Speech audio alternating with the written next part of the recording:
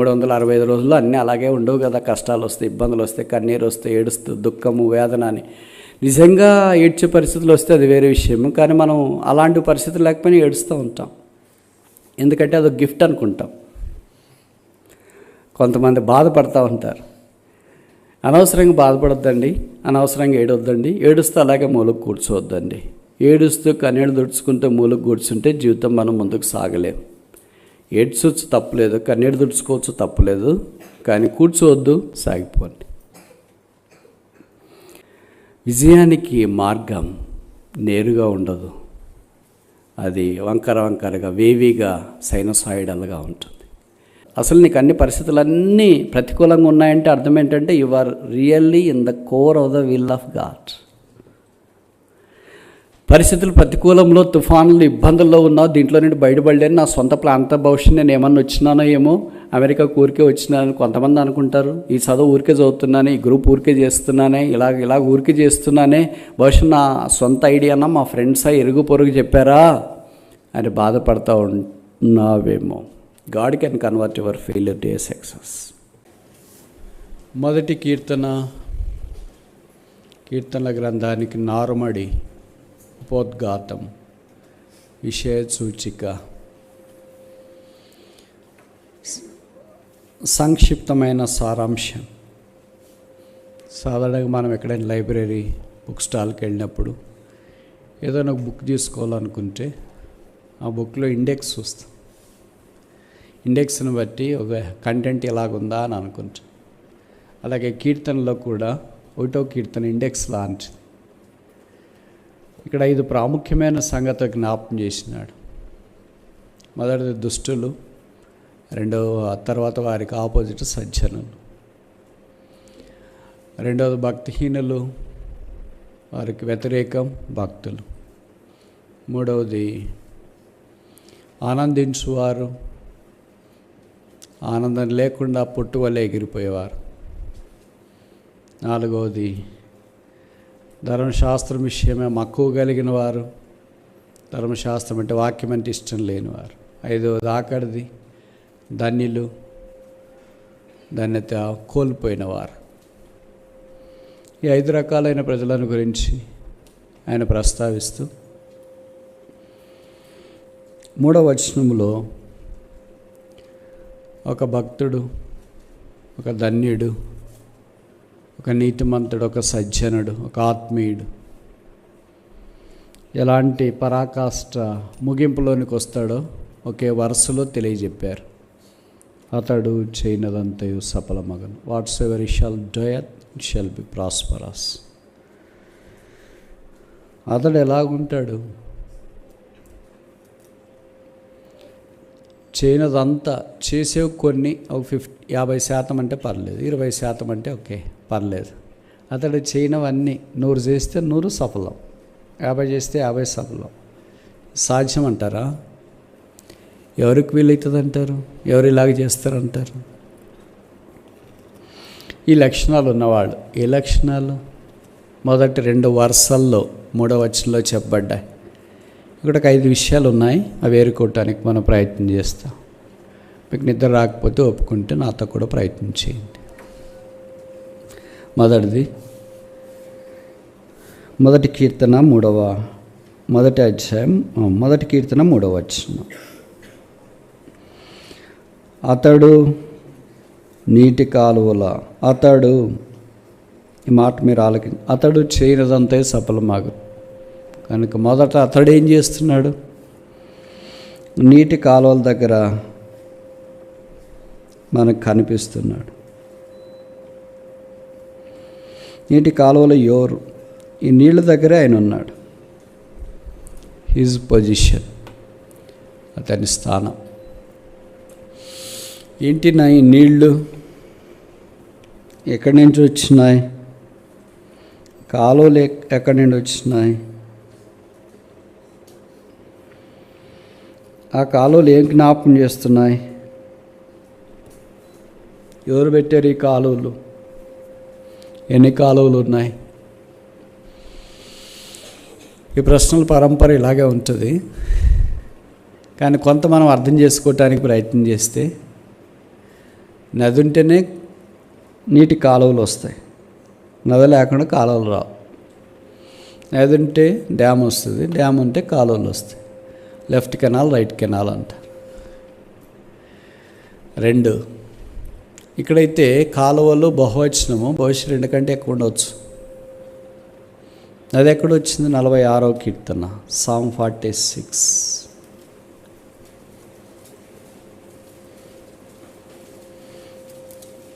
5వ వచనము, 46:4, Psalm 46 verse 4. ఒక నది కలదు. చదవండి ఎవరో ఒకరు. Very good.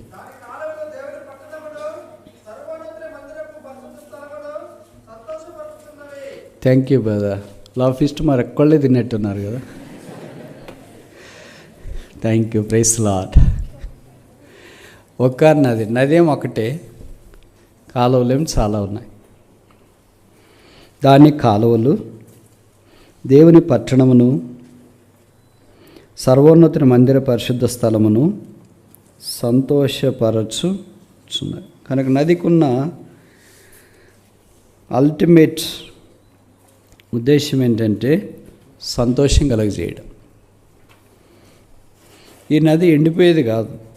65:9 కీర్తన 65:9, Psalm 65 verse 9.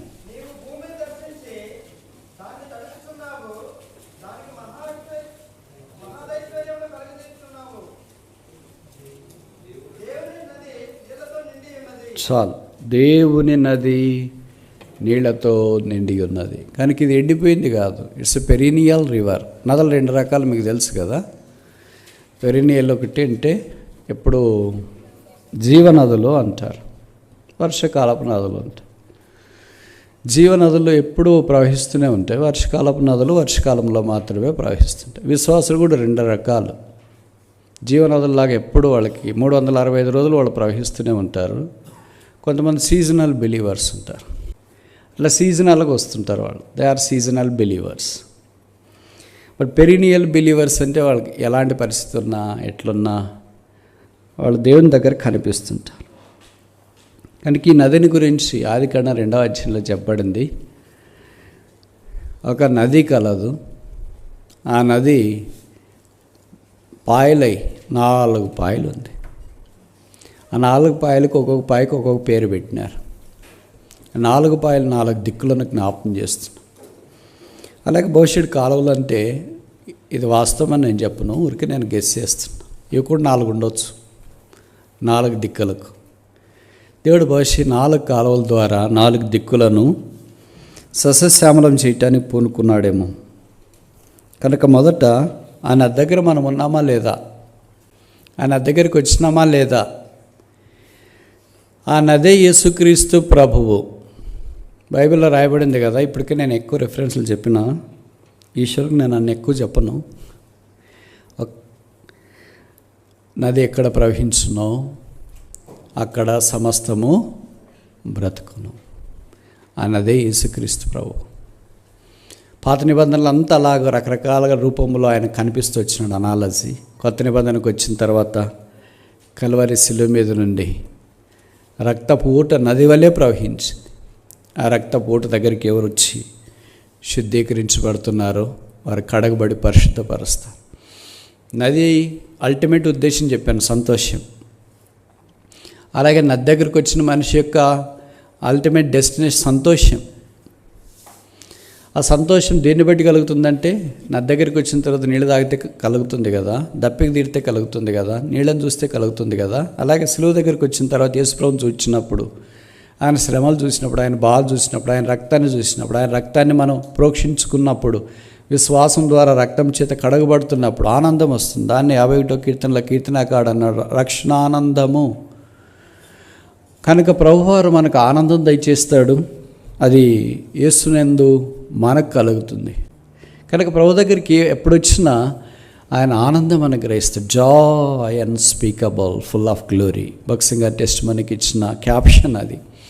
యేసు ప్రభువైన సిలువైన విశ్వాసం ఉంచి పాపక్షమాపణ మారుమనసు పొందుట ద్వారా సంతోషం, సమాధానం కలుగుతుంది. అది చెప్పన్న శక్యమును మహిమయుక్తమైన సంతోషం. కానీ ఇంకా ఎవరైనా యేసుని అంగీకరించకపోతే ఐదో వేద్దు పర్లేదులే అనుకోదు. నాకు తెలుసు కొంతమంది ఇక్కడ యవనస్తులు రక్షణ పొందని సిస్టర్స్, బ్రదర్స్ ఉన్నారు. వాళ్ళ ఇంట్లో అంత భక్తి కార్యక్రమాలు ఎక్కువ జరుగుతున్నాయి. వాళ్ళు మాత్రము యేసుని అంగీకరించట్లేదు. వాళ్ళకి ఏమని చెప్తే ఏమంటారు, అని చూస్తాంలేమ్మా, ఇంకా టైం ఉంది కదమ్మా, ఇప్పుడే ఎందుకు, పెళ్ళప్పుడు కదా. కొంతమంది బయటికి వెళ్ళి దేశాలకు వెళ్ళేటప్పుడు కదా, అప్పుడు చూస్తాంలే. కొంతమంది ఇంకా రకరకాల వాయిదా వేస్తూనే ఉంటారు. వాళ్ళమ్మ వాళ్ళ ఆయన ఇంకా ఎక్కువ చెప్పలేకపోతున్నారు. మేము గట్టిగా చెప్తాం, మీకు ఇదే మా పని. కనుక ప్రభు అయిన యేసునందు విశ్వాసం ఉంచండి. ఇంత గొప్ప రక్షణ నిర్లక్ష్యం చేసిన ఎడలా ఎలాగూ తప్పించుకుంటావు. తప్పించుకొని దినం వస్తే కలిగే ఆపద చాలా గొప్పది. సో ఈజ్ పొజిషన్, ఆయన స్థానము ఎక్కడది? నీటి కాలువల దగ్గర ఉండడం. నీటి కాలువలైన, నీరైనా, నదైనా యేసు ప్రభు దగ్గరికి వచ్చి ఆయన దగ్గర ఉంటే that is the first step. చేయనదంతా సఫలం కావటానికి మొదటి మెట్టిది. ఇక్కడికి రాకుండా చాలామంది యవనస్తులు అనుకుంటారు, నేను చాలా చేయగలను, ఏంటి లోకంలో ఎక్సెల్ అయ్యే వాళ్ళంతా దేవుని నమ్ముకున్నారా ఏంటి అని. అదే logical question, but that question cannot be address now. It has its own time. యేసుప్రభుని గురించి తెలిసి కూడా నేను విశ్వాసం అని ఉంచకపోతే, లేదా విశ్వాస ప్రమాణంలోనికి రాకపోతే చాలా కష్టం. కొంతమంది యవనస్తులు ఉంటారు కదా, వాళ్ళకి ఏమీ రాకపోయినా కూడా వాళ్ళు ఏమనుకుంటారంటే, I don't believe that there is a God. దేవుడు ఉన్నాడని నా నమ్మను. దేవుడు ఒకసారి నాకు అనిపించండి అంటే, దేవుడు అనే పదం ఒకటే వాళ్ళకి వచ్చు, ఇంకేదే మిగతాది ఏమి రాదనుకుంటా కదా. The very true existence of your self is a tall indication that God exist. ఇంకోసారి చెప్పనా, దేవుడు ఎక్కడున్నాడు చూపించంటావే, అసలు నీ ఎగ్జిస్టెన్స్, నీ ఉనికి దేవుడు ఉన్నాడంటానికి నిలవెత్తేట రుజువు. నువ్వు లేకపోతే ఎలాగంటే ఊహించుకోండి. తెలుగులో కొన్ని సామెతలు ఉన్నాయి కదా, నేను చెప్తా. నదీనాం సాగరో గతి అంటారు. నదులన్నీ కలిసి ఎక్కడికి వెళ్తాయి? సాగరం, సముద్రంలోకి వెళ్ళి కలుస్తాయి. ఎందుకు కలుస్తాయి అక్కడికి? ఎందుకు కలుస్తాయి? నన్ను కొంతమంది అంటారు, బ్రదర్ మీరు వాక్యం చెప్పేటప్పుడు వాక్యం చెప్తారా, యూనివర్సిటీలో క్లాస్లో లెక్చర్ చెప్తారా?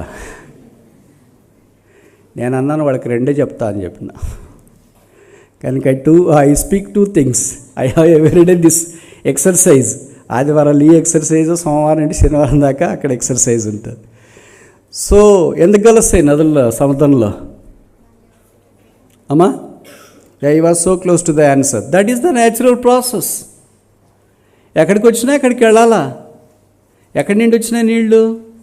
సముద్రంలో నుండి వచ్చినాయి. మీకు తెలుసు కదా, సముద్రం వేడైపోతుంది, వేడైన తర్వాత ఆవిరైతుంది, ఆవిరైన తర్వాత మేఘాలు అయితే, మేఘాల తర్వాత వర్షం వస్తుంది, వర్షం వచ్చిన తర్వాత వంకలు వాగలన్నీ కలిసి నదులు అయితే, నదులన్నీ ప్రవహించి నదీనాం సాగరో గతి, సాగరం సముద్రంలోకి వెళ్తాయి. This is called cycle. It's a natural cycle. You can never break this natural cycle, right? No matter who you are, how you are, where you are, what you are. ఇప్పుడు మళ్ళీ మన సైకిల్ చెప్పడానికి ప్రయత్నం చేస్తాం. 6000 సంవత్సరాల మానవ చరిత్రలో మహాజ్ఞాని సొలొమోను 12వ అధ్యాయం ప్రకటన గ్రంథంలో ఇలాగన్నాడు. ఏమని? మన్నైనది మరలా మంటికి చేరును. ఇదొక సైకిల్. మన్నైనది మరలా మంటికి చేరును. ఇప్పుడు మీరు చెప్పండి, మీరు చెప్తారు కదా ఏమని, మనిషి కోతిలో నుండి వచ్చినాడని. ఇప్పుడు కోతిలో నుండి వచ్చిన తర్వాత మనిషి ఎక్కడికి పోవాలా? Is it true? It's a logical. మరి కోతిలో నుండి వచ్చిన తర్వాత ఎక్కడికి వెళ్ళాలా? సముద్రంలో నుండి నీళ్ళు వచ్చినాయి కదా, అందుకని మళ్ళీ నీళ్ళన్నీ సముద్రంలోకి వెళ్తున్నాయి కదా. ఇప్పుడు మనిషి కోతిలో నుండి వచ్చిన తర్వాత మనిషి ఏం కావాలా? కోతి కావాలా. బట్ కోతి కావట్లేదే. ఏమవుతున్నాడు మరి? సొలొమోను చెప్పిన వాక్యం ఇది వాస్తవం కదా. మరి మన్నులో నుండి తీయబడ్డాడు, లేకపోతే మంటిలో నుండి వచ్చినాడు కనుక దేవుడు కూడా చెప్పాడు 3వ అధ్యాయం ఆదికాండములో, నువ్వు మట్టిలో నుండి తీయబడ్డావు కనుక ఈ షల్ బి డస్ట్, నువ్వు మన్నైపోతావు. This is a cycle, natural process. Nobody can break the cycle. ఒకటి ఏదైనా ఉందనుకోండి, దిస్ యూనివర్సల్ ఎవ్రీవేర్. ఇప్పుడు మీకు వాటర్ ఉంది, వాటర్ ఫార్ములా ఏంటి? H2O అంటావు. H2O ఏ కాలేజీలో, అమ్మాయిల కాలేజీలో చెప్పినా, అబ్బాయిల కాలేజీలో చెప్పినా, తెలంగాణలో చెప్పినా, ఆంధ్రాలో చెప్పినా, సౌత్ ఇండియాలో చెప్పినా, నార్త్ ఇండియాలో చెప్పినా, ఆసియాలో చెప్పినా, ఆఫ్రికాలో చెప్పినా, అమెరికాలో చెప్పినా, స్పేస్లోకి వెళ్ళినా కూడా H2O is equal to water. అలాగా ఎక్కడికి వెళ్ళినా కూడా ఇదే కదా, రక్షణ పొందడానికి ఇదే మార్గము. మనుషుడు దేవుని యొక్క సృష్టి, that's what the Bible says. కానీ నువ్వేం నమ్ముతున్నావు అంటే ఏదో అది వచ్చింది ఇది వచ్చింది అట్లా ఇట్లా నమ్ముతున్నావు. మరి అట్లా వస్తే నువ్వు అట్లే కావాలి కదా, కావట్లేదేంటి? కావాలనుకుంటున్నావా ఏంటి? I have a number of answers for your questions if you say that there is no God at all. I have also strong evidence that there is a God called Jesus Christ. ఆ యేసునే మేము నీకు ప్రకటన చేస్తున్నాం. కనుక తెలియకుండా అమాయకంగా అజ్ఞానంగా అటు ఇటు వాదనలు పెట్టుకుని నీ నిజమైన మంచి జీవితాన్ని దయచేసి పాడు చేసుకోవద్దు, నష్టపరచుకోవద్దు. ఇప్పటికే చాలా నష్టపోయావు ఏం తెలియకుండా. నాకు తెలుసు చాలామంది విశ్వాసులు వాళ్ళ పిల్లలు ఉన్నారు, ఇంత చిన్న చిన్న అటు ఇటు చదివేవాళ్ళు, మరి అంత ఎక్కువ కూడా చదవరు. ఎందుకంటే అరకొర చదివితేనే కదా సమస్యలు వస్తాయి. పూర్తిగా చదివినా సమస్యలు ఉండదు, ఏం చదువుకపోయినా సమస్య ఉండదు. అదే ముఖ్యంగా బీటెక్. మీరు ఎవరైనా బీటెక్ చదువుకుంటే ఏమనుకోవద్దండి. ఎందుకు బీటెక్ అని సైట్ చేస్తున్నాను ఎగ్జాంపుల్ అంటే యూనివర్సల్ డిగ్రీ అది. ఎక్కడికైనా బీటెక్ అని ఉంటే ఖచ్చితంగా కొంతమంది అయినా దాంట్లో ఉంటారనమాట. వాళ్ళు ఏమనుకుంటారంటే 4 ఏళ్ళు అక్కడికి వెళ్ళిన తర్వాత oh something this is great, who said that's great. బావిలో కప్ప బావిలోనే ఉంటూ అనుకునిందంట, అబ్బా ఇది పసిఫిక్ మహాసముద్రం రా, మెరీనా ట్రెంచ్ రా. బయటకు వస్తే తెలుస్తుందమ్మా అది పసిఫిక్ మహాసముద్రమా బావి అనేది. కానీ కాలేజీలో ఉన్నంత దాకా వాళ్ళు వీళ్ళని చూసినంత దాకా వాళ్ళ మాటలు వీళ్ళ మాటలు విన్నంత దాకా ఏమనిపిస్తుంది అంటే ఏం దేవుడేముందాడు అక్కడేముంది అంతే, దేవుడు ఉంటే ఎలాగేంటి జరుగుతుందో అలాగెందుకు జరుగుతుందో, వాళ్ళు ఎందుకు ఇలాగయ్యారు వీళ్ళు ఎందుకు ఇలాగయ్యారు, 1,00,000 ప్రశ్నలు వస్తాయి. నీ ప్రశ్నలన్నిటికీ జవాబు ఒక్కటే, ఆయనే యేసుక్రీస్తు ప్రభు.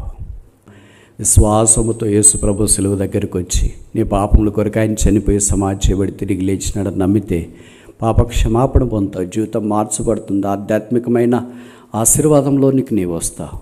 వెలుపలికి వెళ్ళినప్పుడు దేవుడు నిన్ను దీవిస్తాడు, లోపలికి వచ్చిన ప్రభు నిన్ను దీవిస్తాడు. అతడు చేయనదంతయు సఫలమాగును. కనుక మొదటిది ఏంటంటే అతడు ఈజ్ ప్లేస్, ఆయన యొక్క స్థలం లేకపోతే పొజిషన్. రెండవది చూస్తామా, మొదటి కీర్తన సామ్ 1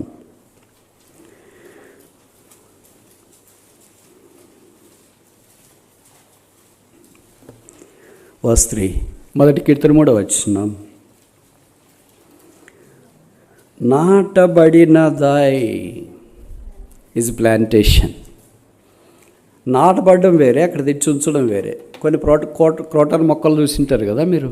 ఒకవేళ విఐపి వాళ్ళని వస్తున్నారు అనుకోండి, ఏం చేస్తారంటే కుండీల్లో కొన్ని మొక్కలు ఉంటాయి. మొక్కలు 2 రకాలు మీకు తెలుసు కదా, ఫ్లవరింగ్ నాన్ ఫ్లవరింగ్ అని, పుష్పించేవి పుష్పించనివి. కొన్ని డెకరేటివ్ మొక్కలు ఉంటాయి, అంటే షోకేస్ మాదిరి. వాళ్ళు విఐపీలు ఎక్కడికి వస్తే స్టేజ్ మీదకి ఇట్లా రెడ్ కార్పెట్ వేసి స్టేజ్ వేసి ఉంటారు కదా, అక్కడ తీసుకెళ్ళి ఆ మొక్కలు పెడతారు. విఐపీ వెళ్ళిపోయిన తర్వాత మొక్కలన్నీ తీసుకుని మళ్ళీ ట్రాక్టర్లో ఒక దగ్గర పడేస్తారు. They are called decorative pieces. కొన్ని పెద్ద చెట్ల మాదిరి ఉంటాయి, అవి అక్కడ కథలు, ఉదాహరణకు వేప చెట్టు, కానక చెట్టు ఇలాంటివి ఉంటాయి. అన్నీ ఒకే దగ్గర ఉంటాయి. They are not decorative pieces but they are dignified pieces. They give lot of pleasure for the society, not only for the society, not only for the people, but birds and biosphere too. ఇప్పుడు మనం ఈ రెండిట్లో ఏ type? మన టైపే లేదా?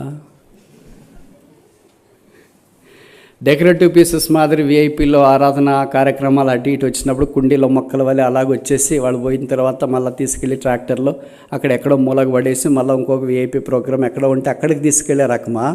ఒక వేప చెట్టు వల్లే, ఒక కానుగ చెట్టు వల్లే, తర్వాత ఒక అంజూరపు చెట్టు వల్లే అక్కడే నాటబడి, అన్నిటిని నాటరు, కొన్నిటినే నాటుతారు. ఇప్పుడు మనము ఆ నాటబడి ఖర్జూర వృక్షం వల్లే నాటబడే చెట్టుని యూ కెనాట్ రీలొకేట్ ఇట్, అది అక్కడే ఉంటుంది. దేవుని మందిర ఆవరణంలో దేవునితో ఆ నది దగ్గర నాటబడాలని దేవుడు కోరుతున్నారు. Where are we planted on? మనం ఎక్కడ నాటబడ్డా? అసలు నాటబడే టైపేనా? నాటబడిన తర్వాత ఎంతో ఉపయోగకరంగా జీవిస్తాయి. ఇప్పుడు వేప చెట్టు నాటినా, కానుగ చెట్టు నాటినా, అంజూరపు చెట్టు నాటినా, మిగతా ఏ చెట్లు నాటబడి, మామిడి చెట్టు నాటినా, ఏ చెట్టు కూడా తన కొరకు జీవించదు. No tree will ever live for itself but it lives for others. But every believer lives for himself and our self but not for others. This a contrasting 180 degrees parabolic difference. అర్థమైంది అనుకుంటా, కాలేదా? ఇంకోసారి చెప్పనా? మా students చెప్పండి sir అంటండి. ఎందుకంటే అలాగ అర్థం కాదు కదా ఎన్నిసార్లు చెప్పినా. ఒకసారి మనం నాటబడిన తర్వాత ఫలం తీసుకురావాలి. ఏ చెట్టు అయినా తనకు తాను బ్రతకదు, అది వేరే వాళ్ళ కొరకు బతుకుతుంది. ఇప్పుడు వేప చెట్టు నీడి ఇవ్వాలన్నా వేరే వాళ్ళకి, వేపకాయలు వేయాలన్నా వేరే వాళ్ళకి, వేప ఆకు ఇవ్వాలన్నా వేరే వాళ్ళకి, బెరడి ఇవ్వాలన్నా వేరే వాళ్ళకి. దానికి ఏముండదు. It is 100% selfless. అట్లా కానక చెట్టు, అట్లా ఏ చెట్టు అనేది తీసుకు, మామిడి చెట్టు ఏదైనా, ఏ చెట్టు అయినా అంటదే పళ్ళాలు. ఇప్పుడు మామిడి చెట్టే ఉందనుకోండి, కొన్ని మామిడి పళ్ళు వచ్చినాయి, నాకు కూడా కొన్ని ఇచ్చిపోండి అంటదా. ద్రాక్ష చెట్టే ఉందనక నాకు కూడా గెల ఇచ్చిపోండి అని అంటదా.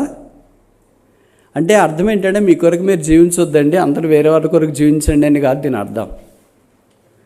ప్రభువు వలే, ప్రభువును పోలి యేసుక్రీస్తు వలే ప్రభు కొరకు మనం జీవించడానికి ఇష్టపడాలి. అట్లా జీవించడానికి ఇష్టపడాలంటే ప్లాంటెడ్, నాటబడాలా. అదే యేసు ప్రభుతో మనం నాటబడ్డ వారమై ఉండాలని దేవుడు కోరుతున్నాడు. అతడు చేయనదంతయు సఫలమాగను. 3వ చూస్తామా? 1వ కీర్తన, 1వ కీర్తన 3వ వచనం, 2వ వరుస. ఆకు వాడక. దీనికి ఉన్న లక్షణం ఏంటంటే ఆకు వాడదు. దీనికి ఏం పదం పెడదాం? పర్సిస్టెన్స్. మీకు బాగా పరిచయం అనుకుంటా కదా. ఆకు చెట్లు 2 రకాలు. ఆకులు రాల్చే చెట్లు, నిద్ర వస్తుంటే ముగించేస్తాం. ఓకే, ఆకులు రాలని చెట్లు. కనుక మొదటిది ఏంటంటే ఆకులు రాల్చే చెట్లు. ఆకులు ఎందుకు రాలుస్తాయి చెట్లు? నీరు తక్కువ ఉంటుంది కనుక వేసవికాలంలో ఆ ఉన్న నీటిని సద్వినియోగం చేసుకోవటానికి వాటర్ మేనేజ్మెంట్ సిస్టమ్ ఉంటుంది ప్లాంట్స్లో. ఆ వాటర్ మేనేజ్మెంట్ని బట్టి ఆకులు రాల్చి ఉన్న నీటిని సద్వినియోగం చేసుకోవడానికి ప్రయత్నం చేస్తుంది. ఎప్పుడైతే నీళ్ళు అనేది ఇంకా పెరగడం ఆరంభిస్తుందో అప్పుడు మళ్ళీ కొత్త ఆకులు చిగురిస్తుంది. దాన్ని వసంతకాలము అని అంటాం. ఇప్పుడు ఇక్కడేంటంటే ఆకు వాడక అంటే there is no water management required because there is already perennial river flowing through. ఆ జీవం అనేది అక్కడే ప్రవహిస్తుంది కనుక ఇంకా అక్కడ వాడడం అనేది ఉండదు. మనమేంటి 365 రోజులు ఎన్నిసార్లు వాడిపోతాం, ఎన్నిసార్లు పచ్చుకుంటాం? మీరు చెప్తారా, నేను చెప్పాలా? నేనే చెప్పాలా? 365 రోజుల్లో ఎన్నిసార్లు వాడిపోతాం, ఎన్నిసార్లు పచ్చగుంటాము? మన బలహీనత మనకు తెలియగల కదా. మీరు ఎప్పుడైనా ఎంఎన్సీ కంపెనీలకు వెళ్తే 2 పాయింటే వాళ్ళు మిమ్మల్ని అడుగుతారు. మొదటిది యాజ్ యూజువల్ అడుగుతారు యువర్ ఇంట్రో అని.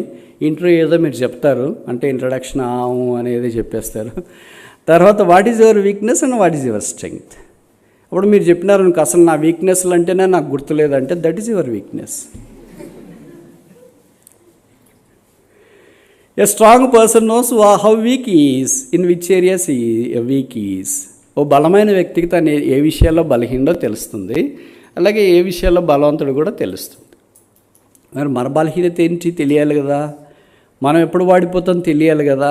మనం ఎప్పుడు వాడిపోతాం? 365 రోజుల్లో ఒక్కరోజు కూడా వాడిపోరా? ప్రభుకు స్తోత్రాలు. అర్థం ఇది ఎలాగంటే ఒకరోజు కూడా పచ్చగా ఉండము అని అర్థం. 365 రోజులు వాడిపోయినట్టే కనిపిస్తుంది మన ముఖమైనా, మన ప్రార్థన అయినా, మన ఆరాధన అయినా, మనం మందిరంకి వస్తున్నాం, మనం బైబిల్ చదువుతున్నాం. ఎప్పుడు చూసినా ఎలాగుంటామంటే వాడిపోయినట్లు డ్రైగానే కనిపిస్తూ ఉంటాం. వాడిపోయిన ఆకులు చాలా కష్టం, మీకు తెలుసు కదా. వాడిపోయినవి ఏం చేస్తారు? 15వ అధ్యాయం యోహాను సువార్తలో రాయబడింది కదా, ఎండిపోతాయి అన్నమాట. వాడిపోయింది అంటే అర్థం ఏంటి? ఎండిపోతాయి. ఎండిపోతే అర్థం ఏంటి? నెక్స్ట్ ప్రాసెస్ ఇవంతా ప్రోటోకాల్, అది ఆటోమేటిక్గా జరుగుతుంటుంది. ఎండిపోయిన తర్వాత ఏం చేస్తాం? అన్నీ ఒక దగ్గర ఊడ్చేస్తాం. ఊడ్చిన తర్వాత ఏం చేస్తాము? బయటికి పారేస్తాం. పారేసిన తర్వాత ఏం చేస్తాము? కాల్చి వేస్తాం. ఇది చాలా విషాదకరమైన ప్రక్రియ. ఎవరు కాల్చి వేయబడాలని కోరుకుంటారు? ఎవరైనా అలాగ ఇష్టపడతారా? ఎవరు ఇష్టపడరు కదా. మరి ప్రభు తను నోడుతున్నట్టు ఈ మాట అన్నాడు యోహాను సువార్త 15వ అధ్యాయంలో, మనుషులు వాటిని కాల్చివేతురు. కాల్చివేస్తే ఏంటంటే బూడిద ఉంటుంది. బూడిదకి ఏం ఫామ్ ఉండదు, అమార్ఫస్ మెటీరియల్, మీకు తెలుసు కదా.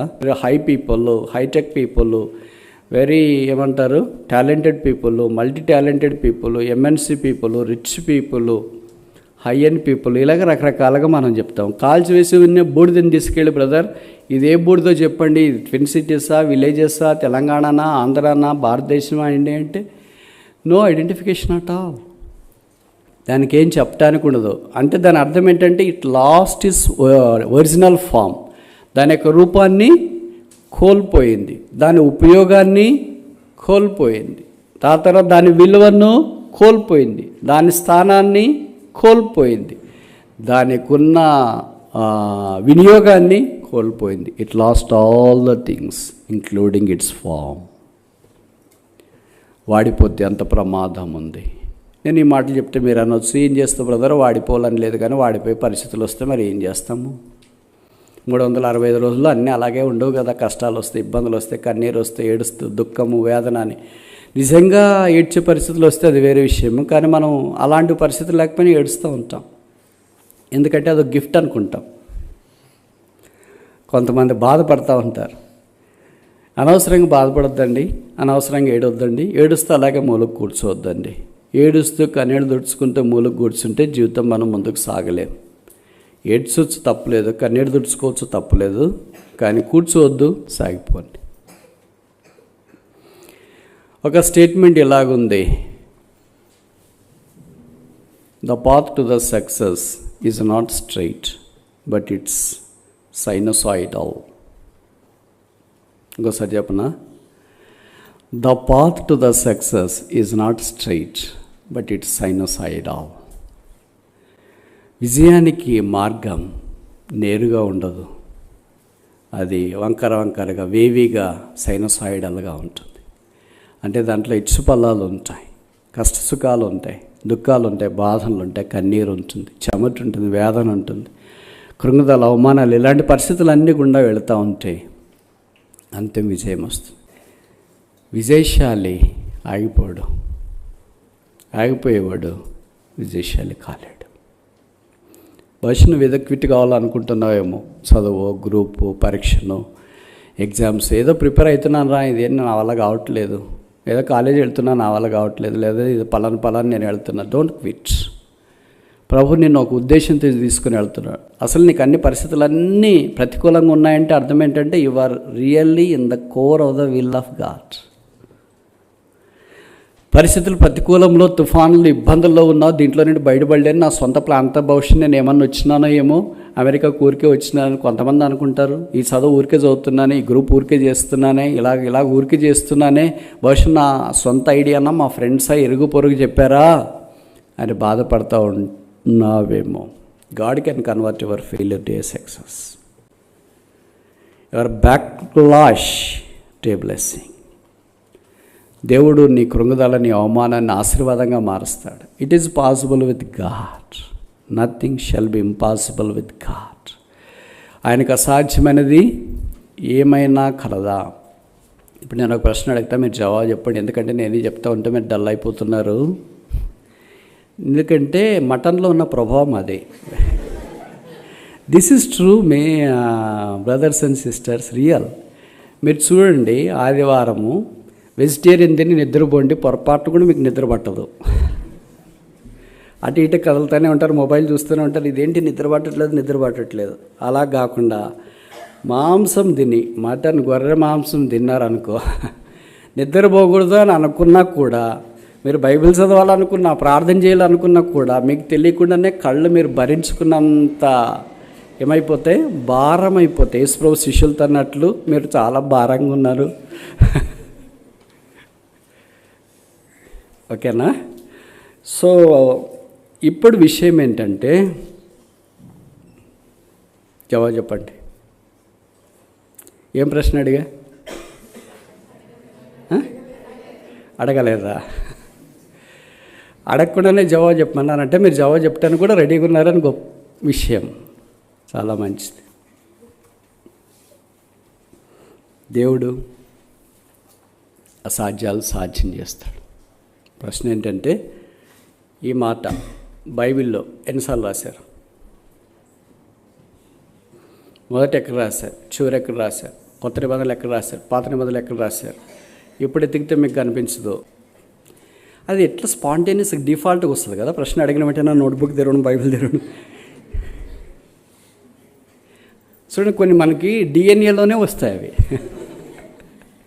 దాంట్లో ఒకటి ఏంటంటే కాఫీ కొట్టేది, అబద్ధాలు చెప్పేది డిఎన్లోనే వస్తుంది, మోసం చేసి డిఎన్లోనే, స్టక్ చెప్పేది డిఎన్లోనే. ఎవరు దీనికి మనకేం కోచింగ్ ఇవ్వాల్సిన పని లేదు, యూనిట్లు పెట్టేసి ఫీజులు తీసుకొని by default it pops up. అలాగే ఇప్పుడు మీరు చూస్తే నాకు తెలిసి మీకు కనిపిస్తుందని నేను అనుకోను, ఇది 5 సార్లు రాశారు బైబిల్లో తెలుసా, minimum 5 times. It's not once return and just skipped.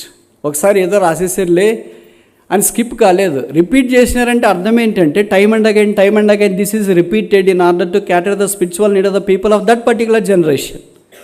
ఆ పర్టికులర్ జనరేషన్లో వాళ్ళు అయ్యో ఇది దేవుడు చేస్తాడా, ఇది వీళ్ళ వద్దా, ఇది సాధ్యం అవుద్దా, ఇలాగ జరుగుతుందా అని రకరకాల భావన, ఆలోచనల తాత్పర్యంలో వారు కొట్టిమిట్టాడుతుండగా దేవుడు తిరిగి మనలా వాక్యం జ్ఞాపం చేస్తాడు. Is there anything too hard for the Lord? యెహోవాకు అసాధ్యమైంది ఏమైనా కలదా? దేవుడికి సమస్తం సాధ్యమే. మార్కు 10:27 మనం with God all things are possible.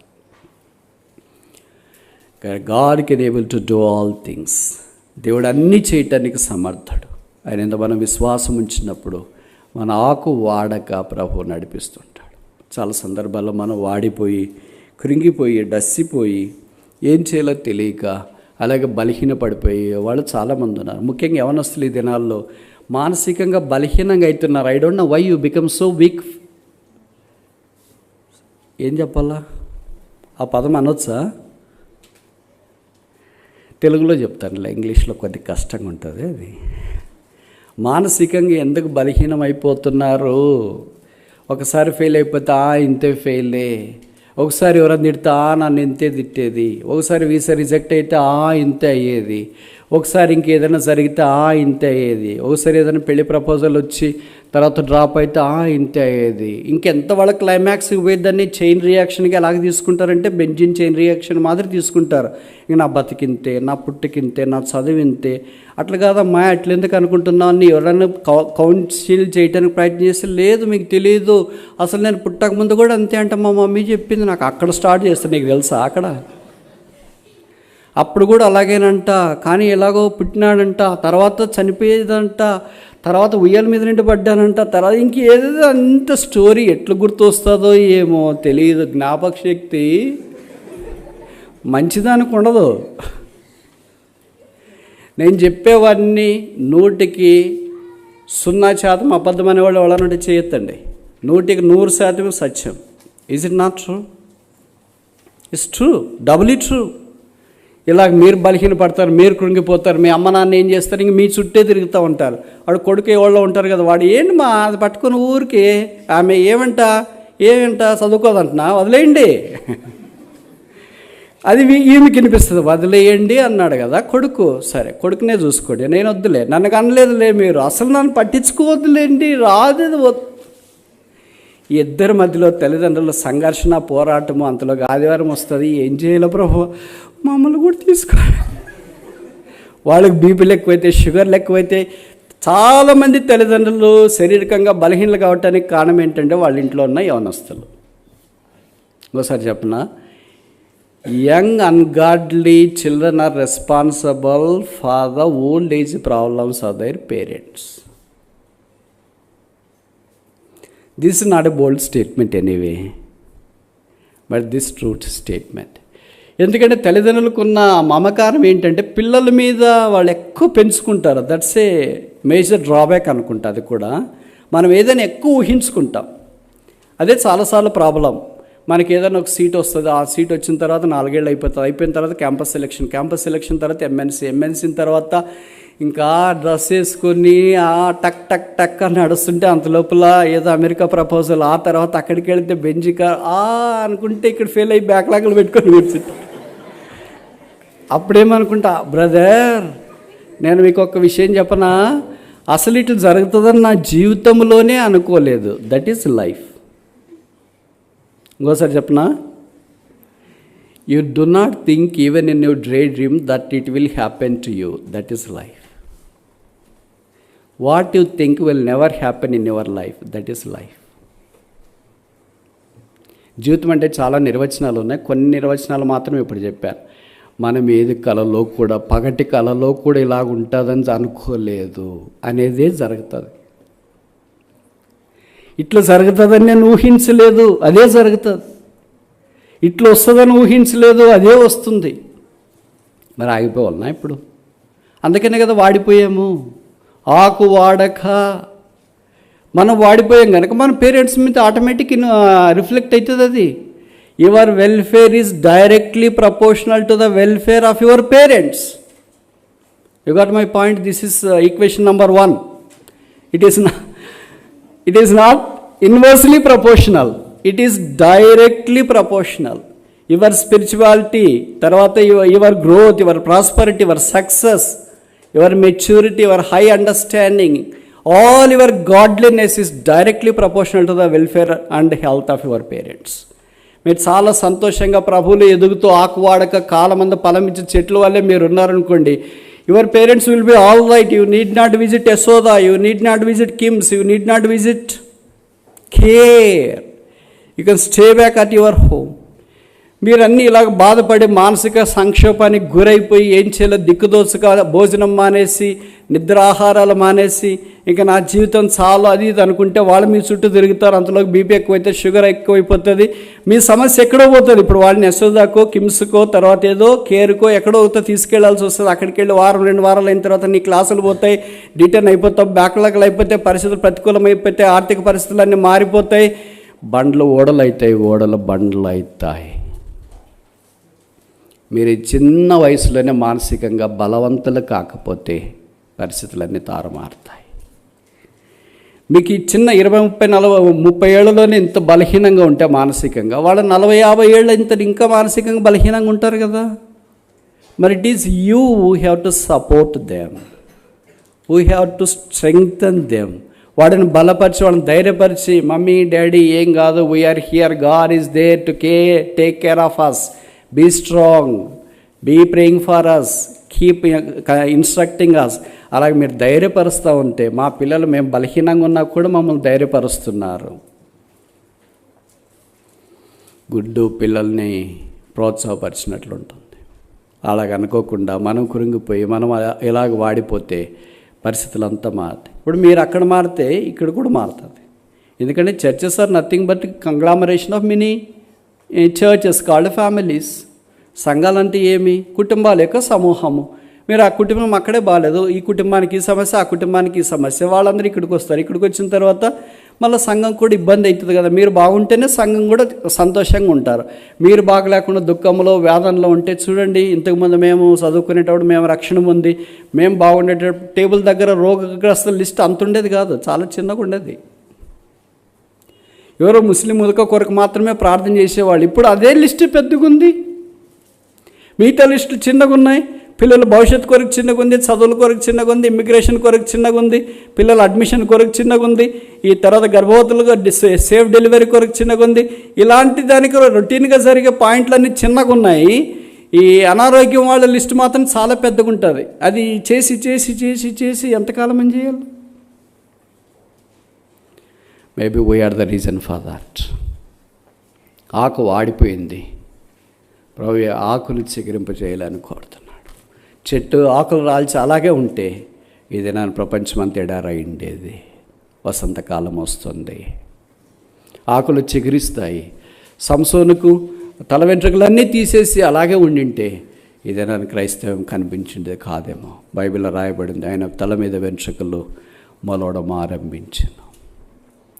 Every dog has its own day. ప్రతి వ్యక్తికి ఒక దినం అనేది ఉంటుంది. అధైర్యపడదు, కృంగిపోవద్దు, సోలిపోవద్దు, డసిపోవద్దు. ప్రధాన్ని ఒక ఎక్స్ట్రీమ్ లెవెల్కి వెళ్ళి తీసుకెళ్ళి ఆలోచన చేసి దాన్ని తెంపటానికి ప్రయత్నం చేయొద్దు. యవనస్తులకు చేతులు జోడించి బ్రతిమలాడుతున్నాం.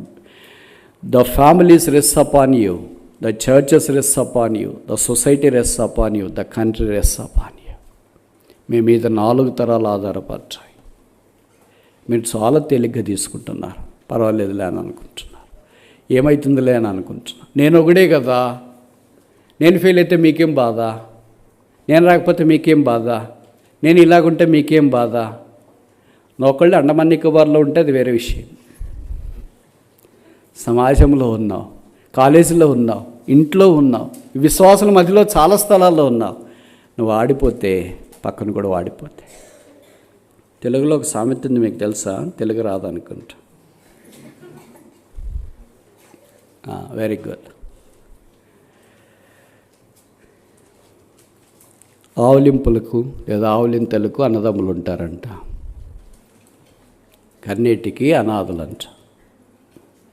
అంటే తెలుసా? ఇప్పుడు మీరు ఆవలించినారనుకోండి, పక్కన వాళ్ళు కూడా ఆవలిస్తారు. మీరు నిద్రపోయిన పక్కన వాళ్ళు కూడా నిద్రపోతారు. కానీ నువ్వు ఏడుస్తున్నావు అనుకో, పక్కన వాళ్ళు ఏడవరు. ఏమని ఎందుకు ఏడుస్తున్నావు, బలిదానివి కానీ నువ్వు అంటే నిజంగా విషాదకరమైన వాళ్ళని చనిపోయి ఏడుస్తుంటే మనకు కూడా ఏడుపు వస్తుంది, అది వేరే విషయము. అలా కాకుండా ఏదో పరిస్థితిని బట్టి వాళ్ళు ఏదో ఏడుస్తున్నారనుకో, పక్కన వాళ్ళు ఏడవరు, వాళ్ళు ధైర్యపరుస్తారు, ఆదరిస్తారు, మొత్తానికి ఏది చేస్తారు. అంటే కన్నీటికి అన్నదమ్ములు ఉండరు, అనాథి. ఆవళింపులకు అన్నదమ్ములు ఎక్కువ ఉంటారు. కనుక మన యాత్రలో జీవించేటప్పుడు కన్నీటికి ప్రవాహం వస్తున్నప్పుడు ఎవరు లేరు, అనాథులే. కన్నీరు అలాగే కారుస్తుంటే ప్రభు ఆ కన్నీటిని గుర్తుపెట్టుకొని సహాయం చేస్తాడు. అతడు చేయనిదంతే సఫలమగలు. 3 సంగతులు చెప్పిన. మొదటిది ఏంటి?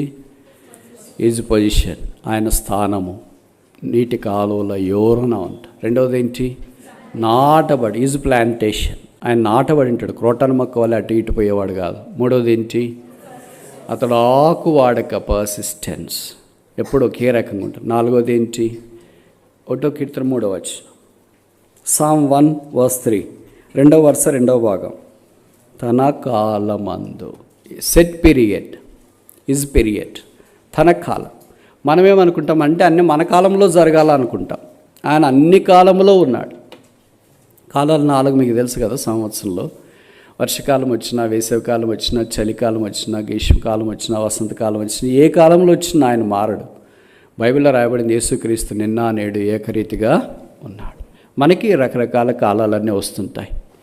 మనం ఈ కాలాలను బట్టి భయపడిపోతుంటాం, బెంబేలెత్తిపోతుంటాం. అన్నీ ఇలాంటి కాలాలు వచ్చినాయి ఏంటి అని. కాలములు సమయంలో ఆధీనమందు ఉంచుకున్న ప్రభు మనకు తెలుసు. అపోస్తుల కార్యాలు 1వ అధ్యాయంలో చెప్పబడుతూ వచ్చింది కదా, కాలములు సమయంలో ఆయన ఆధీనమందు ఉంచుకున్నాడు. Time is in his hands, he has time zone with him. ఆయనతోనే టైం ఉంది, ఆయనతోనే టైమర్ ఉంది, ఆయనే దాన్ని ఆన్ చేసి ఆఫ్ చేయగలడు. ఆయన వల్ల ఇది సాధ్యం అవుతుంది. కనుక తన కాలమందు, ఆయన కాలంలో ఆయన ఇస్తాడు. ఆయన కాలమేమో మనకు తెలియదు. మనమేమనుకుంటాం అంటే అన్నీ తెలుసుకోవాలని అనుకుంటాం, విచ్ ఇస్ నాట్ పాసిబుల్. మనం దేవుడితో కూడా ఏం వాదిస్తామంటే, ప్రభువా నీవు ఇది ఎందుకు అనుమతించినావో చెప్పు, ఇంక నేను నిన్నేం ప్రశ్నించనులే. ఈ రోగం ఎందుకు వచ్చిందో చెప్పు, నాకు ఉద్యోగం ఎప్పుడు ఇస్తావో చెప్పు, నాకు పెళ్ళి ఎప్పుడు చేస్తావో చెప్పు, నాకు పిల్లలు ఎప్పుడైతే చెప్పు, నేను ఎప్పుడు అమెరికాకు పోతున్నా చెప్పు, ఇంక తర్వాత నేను ఏం అడగనులే అని.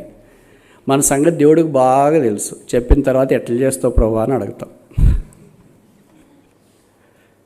అందరితో వదిలేసే రకమా మనము? ఆ రకం కాదు. అందుకనే దేవుడు ఏం చేస్తాడంటే తన ప్లాన్, తన బ్లూ ప్రింట్ అంతా తన ప్రకారం ఉంటుంది. దాన్ని తన సమయంలో ఎగ్జిక్యూట్ చేస్తే వెళ్తాడు. Is executor.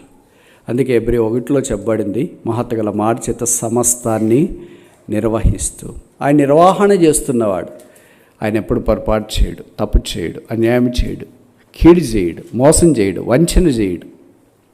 ఆయన మనఃపూర్వకంగా ఎవ్వరికీ, బైబిల్లో రాయబడింది, అన్యాయం చేయడు. ఆయన ఎవ్వరిని మనఃపూర్వకంగా బాధ పెట్టాడు. బైబిల్లో రాయబడింది, ఆయన దీనులను జ్ఞాపకం చేసుకునేవాడు. దీనులుగా ఆయన సాన్నిధ్యంలో మనం ఉన్నప్పుడు తగిన కాలం అందిస్తాడు. నేను ఈ మాటలు చెప్తున్నా, మీరు అనొచ్చు అంత అయిపోయిన తర్వాత అయితే ఏం లాభం ఉంది కదా, టైం కదా ఇంపార్టెంట్ అని. అవును, దట్స్ ట్రూ. ప్రతిదానికి టైం ఉంటుంది. టైం లేకుండా జరగటానికి లేదు. ఇప్పుడు 10వ తరగతి అనుకోండి, 20 ఏళ్ళు వచ్చిన తర్వాత 10వ తరగతి పాస్ అయితే ఏం లాభం? దానికి సెట్ టైం ఉంటుంది కదా. 15 ఏళ్ళకి 15 ఏళ్ళకి అటు ఇటు 1 సంవత్సరం అటు ఇటు పాస్ అయితే దానికి ఏమైనా ఉపయోగం ఉంటుంది. కానీ 20 ఏళ్ళకి వచ్చిన తర్వాత పాస్ అయితే ఏం లాభము? అది ప్రభువుకి తెలుసు కదా. ఏది ఎప్పుడు ఇవ్వాలి తెలుసు. 10వ తరగతి ఎప్పుడో, ఇంటర్మీడియట్ ఎప్పుడో, డిగ్రీ ఎప్పుడో, పీజీ ఎప్పుడో, బయట దేశానికి ఎప్పుడు తీసుకెళ్ళాలా, ఎప్పుడు ఇక్కడ చేయాలా, ఎప్పుడు పెళ్లి చేయాలి, ఎప్పుడు పిల్లల్ని ఇవ్వాలా, ఎప్పుడు పరిచయలో వాడుకోవాలి, ఎప్పుడు ఎలాగ వాడుకోవాలనేది ఆయనకు తెలుసు. మన తల్లిదండ్రులే మన విషయమై ఇంత పట్టింపు, ఇంత జాలి కలిగి ఉంటే పరలోకపు తండ్రి 9 నెలలు మోసి కన్న తల్లిదండ్రులే మీ విషయం అంత పట్టింపుండి మీరు అర్ధగంట లేట్ అయినా మీకు ఫోన్ చేస్తే గంట సేపు లేట్ అయిపోయినా ఏమైనారో అని తొందరపడతా ఉంటే మన పాపముల కొరకై మ్రాను మీద వేలాడదీయబట్టడానికి మనఃపూర్వకంగా ఇష్టపడి దీనుడిగా దరిద్రుడిగా చేయబడి సిలువలో వేలాడదీయబడి పాపాన్ని భరించి రక్తం కార్చి చనిపోయి సమాధి చేయబడి తిరిగి లేపబడిన యేసుక్రీస్తు ప్రభు మన విషయమే పట్టింపు కలిగి ఉన్నాడా? ఏమంటారు మరి? అతడు చేయనదంతయు సఫలమగును. 4 చూసాం. మొదటిది ఈజ్ పొజిషన్, ఆయన స్థానం. రెండవది ఈజ్ ప్లాంటేషన్, ఆయన నాటబడ్డ. మూడవది ఈజ్ పర్సిస్టెన్స్, ఆయన ఆకు వాడకుండా అలాగే ఉండడం. 4వది ఈజ్ పీరియడ్, ఆయన కాలం. 5వది ఆఖరి చూసి ముగిస్తామా? కీర్తన 1:3. 1వ కీర్తన 3వ. ఫలమిచ్చు చెట్టు వలె ఉండను. దీనికి ఒక పేరు పెట్టండి.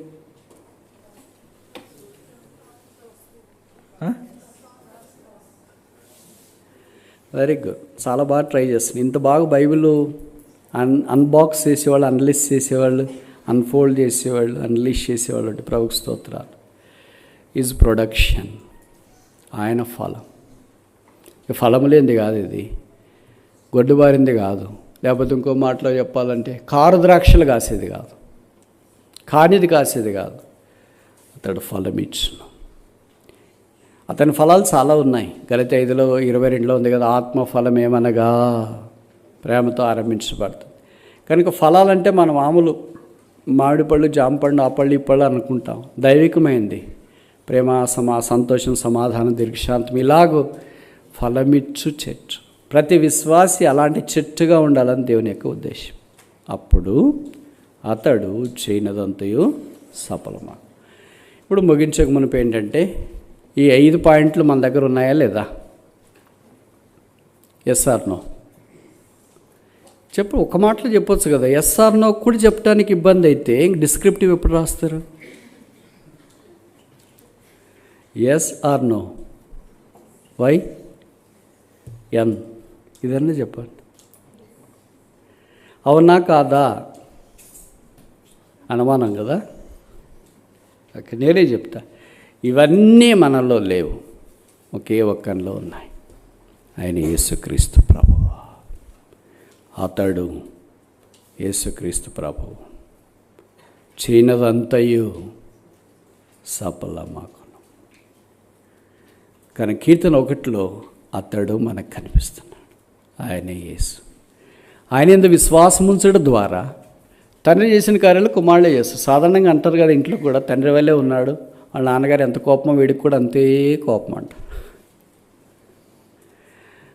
మన ప్రభు అయిన యేసుక్రీస్తు వారు చెప్పిన మాట, నాకంటే మీరు ఇంకా ఎక్కువ కార్యాలు చేస్తారు. Do more things than what he has done. రాబో దినాలు ప్రభు అలాగే చేసి మనల్ని వాడుకోవాలని కోరుతున్నాడు. మనము చేయనదంతా సఫలం చేయాలి దేవుని యొక్క ఉద్దేశం. ఇప్పటిదాకా కృంగిపోయి, ఓడిపోయి, డస్సిపోయి, సోలిపోయి, సొమ్మసిల్లిపోయి, ఎలాగో అనుకుంటా అనవసరమైన మాటలన్నీ లేదా రీజనింగ్ అంతా, లాజిక్ అంతా మైండ్లో పెట్టుకొని అయిపోయి గురి నుండి, గమ్యమ నుండి మన దృష్టిని మరల్చుకొని ఫలము లేని వారిగా జీవిస్తుంటే, ప్రభు నేను చేసేది అంత ఇప్పటిదాకా విఫలమైంది, సఫలము కాలేదు అంటే ఆయన చేసేవన్నీ విఫలము కావు, సఫలమవుతాయి. ఇది దేవుడికి మనకున్న తేడా. కనుక మనం ఆయన దగ్గరికి వెళితే ఆయన మన ప్రయత్నములన్నీ సఫలం చేస్తాడు. ఆ ప్రభు దగ్గరికి వచ్చి మన విఫలమైన జీవితం అంతా ఒప్పుకొని, నేను కూడా నా దగ్గర నాటపడాలని కోరుతున్నాను, నేను కూడా ఆకు వాడకుండాలని కోరుతున్నాను, నేను కూడా నా కాలమందు ఫలమిచ్చి చెట్టు వలె ఉండాలని కోరుతున్నాను. ఇది నా చేత కాదు, మీరు నాకు సహాయం చేస్తారు. ఇంట్లో, కాలేజీలో, మందిరంలో, ఎక్కడున్నా సరే అతడు చేయనదంతయు సఫలమగను. దీనికి ఇష్టమేనా? యేసు ప్రభు శిలువ ద్వారా మనకు సాధ్యమవుతుంది. శిలువకు ఎంతో దూరంగా ఉంటామో అంత మనం సఫలము కాకుండా ఉంటాం. శిలువకి ఎంత దగ్గరికి వస్తామో అంత మనం సఫలం అవటానికి అవకాశం ఉంది. ఏమంటారు మరి?